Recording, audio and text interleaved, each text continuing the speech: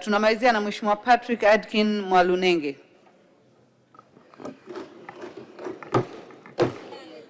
Asante sana Mheshimiwa Mwenyekiti, na mimi kwa kunipa fursa hii mchana na mimi niweze kuchangia bajeti ya ofisi ya Waziri Mkuu. Awali ya yote, na mimi namshukuru Mwenyezi Mungu aliyetupa uzima na nikapata fursa hii leo ya kuweza kutoa mchango wangu na mawazo kwenye bajeti ya ofisi ya Waziri Mkuu. Awali la kwanza namshukuru Mheshimiwa Rais Daktari Samia Suluhu Hassan kwa kazi kubwa anayoifanya. Kwanza alishajipambanua yeye wazi kupitia hotuba yake aliyohutubia Bunge, maelezo aliyoyatoa na kazi kubwa anazozifanya kwenye nchi hii. Wabunge wengi wamezungumza na mimi sitaki kurudia huko. Lakini pia nimpongeze Waziri Mkuu wa Jamhuri ya Muungano wa Tanzania kwa bajeti nzuri aliyoleta, lakini na kazi anazoendelea kuzifanya kwenye nchi hii kwa ziara alizozifanya kwenye mikoa na kutatua kero za wananchi. Na hii inaleta matumaini makubwa kwa wananchi wa Tanzania kwamba sasa serikali yao ipo kazini. Nasisitiza tu wasaidizi wa rais, kwa maana mawaziri, wasaidizi wa Waziri Mkuu, sasa muige ile njia anayoifanya Mheshimiwa Waziri Mkuu kutatua kero za wananchi. Na hiyo ndio njia pekee ambayo wananchi wetu wanataka. Wananchi wa sasa wanataka kuona matokeo. Tumeshazungumza sana, tumeshaandika sana makaratasi, hasa vijana waliopo sasa wanataka kuona matokeo. Bajeti ni nzuri, mambo ni mengi yamezungumzwa. Mimi nijikite kwenye jimbo langu la Mbeya mjini. Pia niendelee kumpongeza na dada yangu aliyetangulia kuzungumza hapa, Suma Ikenda Fyandomo. Ametuwakilisha vizuri wana Mbeya. Na mimi ninawashukuru wana Mbeya mjini kwa kunipa imani hiyo ya kuwa mwakilishi wao hapa bungeni.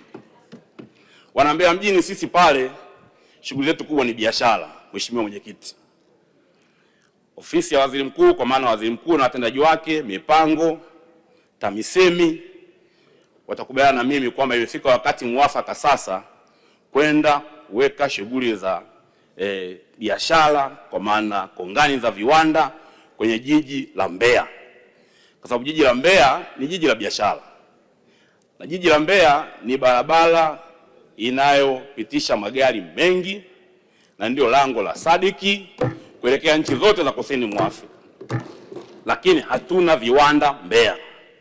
Kwa hiyo kwenye kujibu tatizo la ajira la vijana wetu, kakaangu Kitila, tuletee Mbeya kongani za viwanda, tuletee uwekezaji Mbeya, ili sisi tunufaike na jiografia ya Mbeya iliyopo, kwa maana Mbeya ni lango la sadiki, lakini kuna wakulima wengi wa mazao.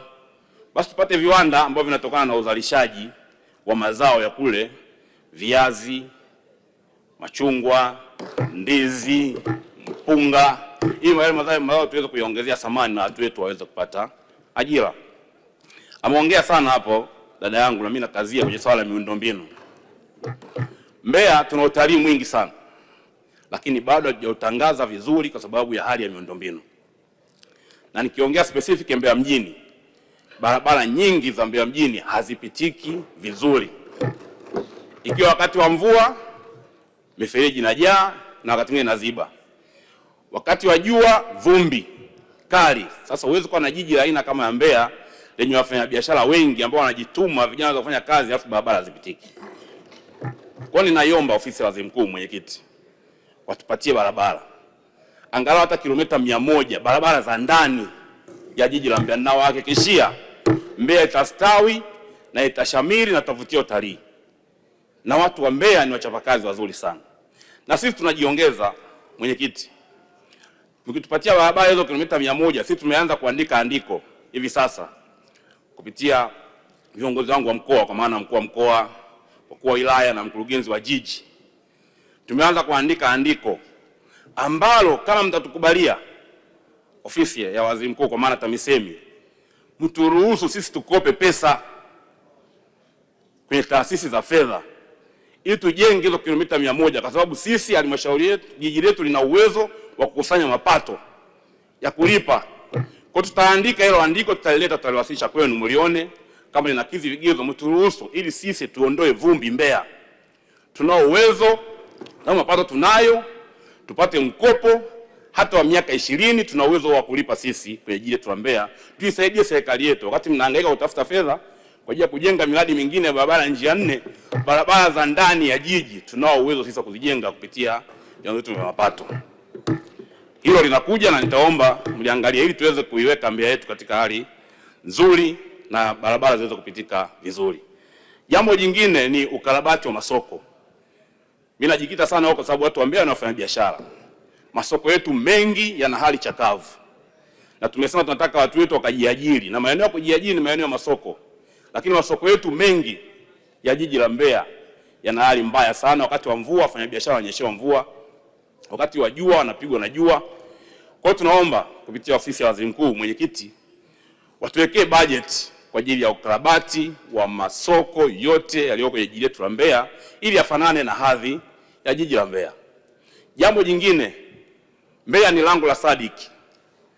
Sisi tunaomba pale na sisi siku moja tuje tu host mikutano mikubwa kama wanavyo host wenzetu wa Arusha, mikutano ya ACC, badala watu kutoka nchi za kusini mwa Afrika wanapita kwenye anga letu waenda kufanya mikutano Dar es Salaam.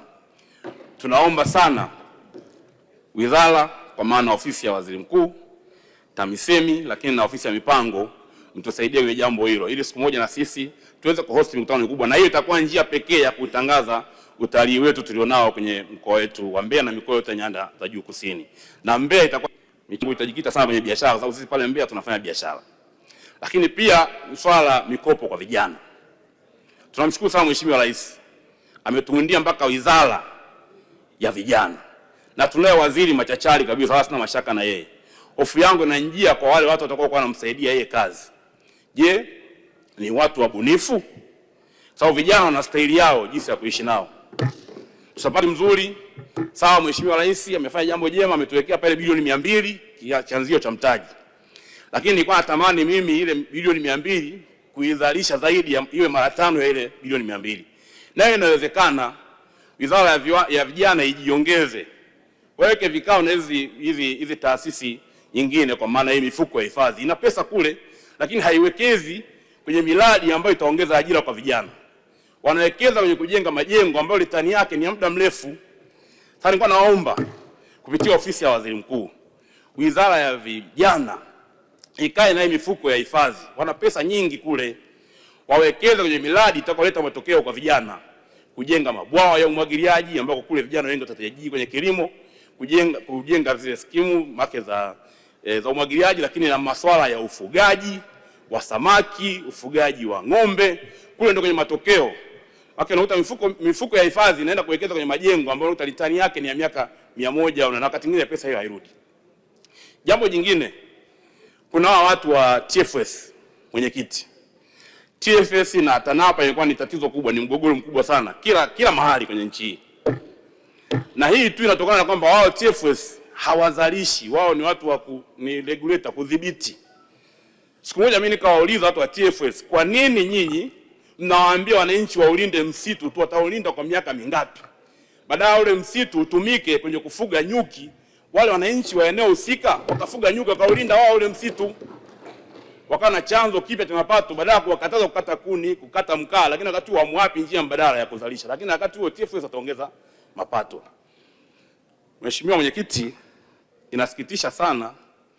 Unaona juzi tu hapa niliongea na Mheshimiwa Waziri Mkuu, watu wa TANAPA, watu wetu wa Mbalali wamelima mpunga eka karibu 2000.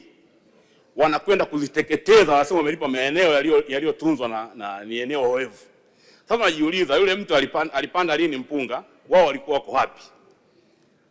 Tunamshukuru Waziri Mkuu aliliingilia ile kata kazuia, lakini wale watu walikuwa wamejiandaa, yani wanatumia fedha za serikali kwenda kuteketeza mpunga ambao mwananchi anatakiwa avune baada ya miezi 2. Mimi naona hii si jambo jema.